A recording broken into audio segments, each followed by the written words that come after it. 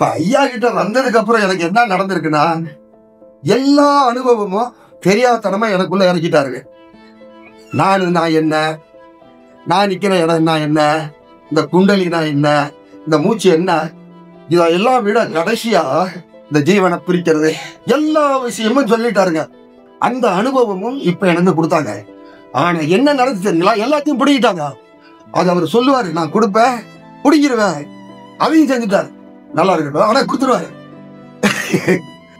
மற்றபடி எனக்கு உடம்புல வந்து படுத்தே தான் இருப்பேன். இது கொஞ்சம் 3 வருஷமா இப்படிதான் இல்லை.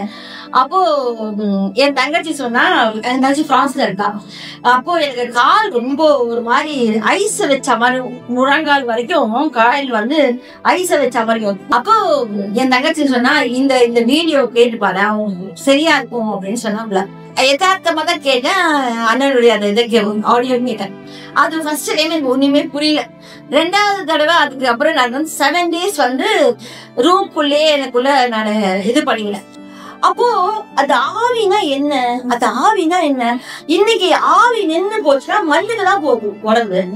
அப்போ இதுதான் கடவுளா, இவ்வளவு தானா, இத போய் நம்ம இவ்வளவு வந்து இதுக்காக நம்ம வந்து இந்த கடவுளும் தெரியாம நம்ம வந்து இப்படி எத்தனை தடவை இந்த பைபிள் படிச்சிருப்பேன், எத்தனை தடவை இந்த காதுல வாங்கிருப்பேன். ஆனா எனக்கு அந்த உணர்தல் தன்மை எனக்கு வீடியோ பார்த்த நாளைக்கே எனக்கு வர ஆரம்பிச்சிருக்குன்னு நான் அப்பதான் ஃபீல் பண்ணேன்.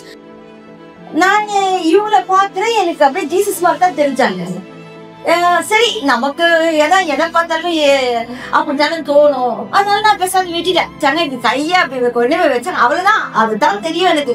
நான் இப்ப அந்த போட்டோல இப்படி வச்சேன்னா அப்படியே எனக்கு சிரிச்சு அப்படியே சண்டைக்கு நின்றுடுச்சு எனக்கு.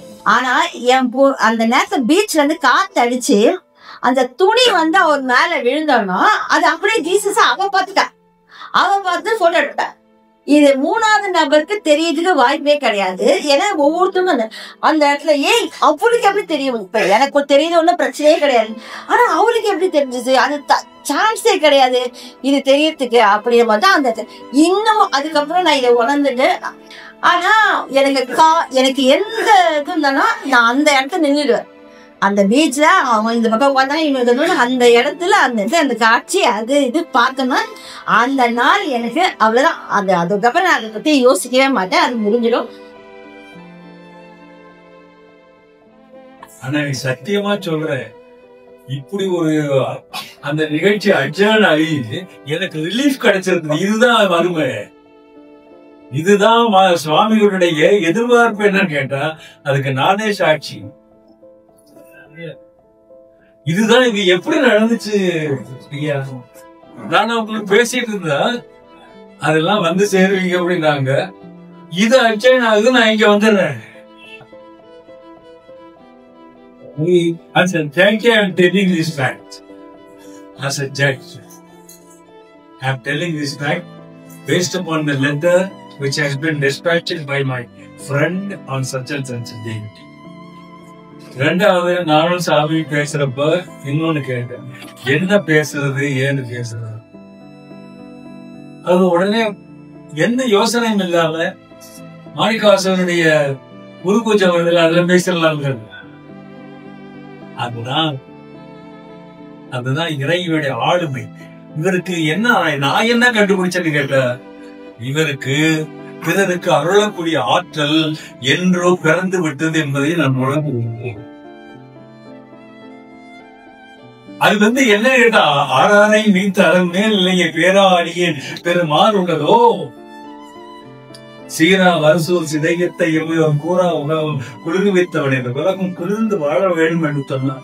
இது போன்ற தன்னை இறங்கிய ஜீவன் இருக்க முடியாது. இதுதான் நீங்க தடை எடுக்கலாம். சிதையா உன் சீரிழமை திறமை என்கின்றாரு. ஆரியம் அந்த வார்த்தையை எடுத்தாங்க. ஆனா கவிமணியோட எழுதுற தப்பு கிடையாது. அவர் சமஸ்கிருதம் போல அழுதில் இருக்குன்னா அது வேற, ஆரியம் வேற சமஸ்கிருதம் வேறடா. முதல்ல அதை புரிச்சுக்கிறேன்.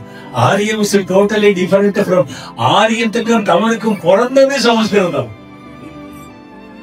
இது ரொம்ப பேருக்கு தெரியாது. ஆரியத்திற்கும் தமிழுக்கும் ஆரியம் போல் அதனாலதான் அந்த வார்த்தை போட்டாரு, சமஸ்கிருதம் போல் போட்டார். இன்னைக்கு கோவில் மொழி என்ன நம்மளுக்கு? What is our temple language?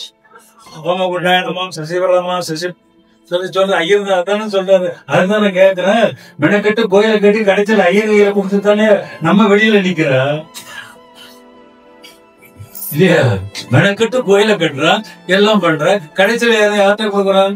அவ கையில கொடுத்துட்டு, சுவாமி நீங்க கொடுக்கறதுதான் தீர்த்தம், நீங்க கொடுக்கறதுதான் பிரசாதம், அப்படித்தானே வர்றோம் நம்ம. இதத்தான் வள்ளலார் கண்டிச்சார். இதத்தான் வள்ளல் பெருமான் கண்டிச்சார். வள்ளலார உருவாக்குறது யாரு தெரியுமில்ல? மாணிக்கவாசகர். வள்ளலார் இன்னைக்கு மாணிக்கவாசகத்தினுடைய அவருடைய ஜீவன் சில சொருபமான தேடி நீயும் பிறப்பு நானும் பிறத்து என் உன்னோடு கலந்த உயிரென்பதற்கு வெளியான பரபிரம்ம ஒளி மீதே மகிழான சித்தியோட நானும் கழிக்க வர வேண்டும். காலையில் ஒரு மணி சோறு சாப்பிடுறாங்க. அது சொல்லியது உடம்புல சக்தி வேணும், சக்தி தான் வேணும், சக்தி வேண்டி இருக்கு, எனர்ஜைஸ் பண்ண வேண்டும். அந்த ஸ்மைல்ல இருந்து எனக்கு, அந்த பொன் சிரிப்புல இருந்து அந்த சக்தி எனக்கு கிடைக்கல. I want drive.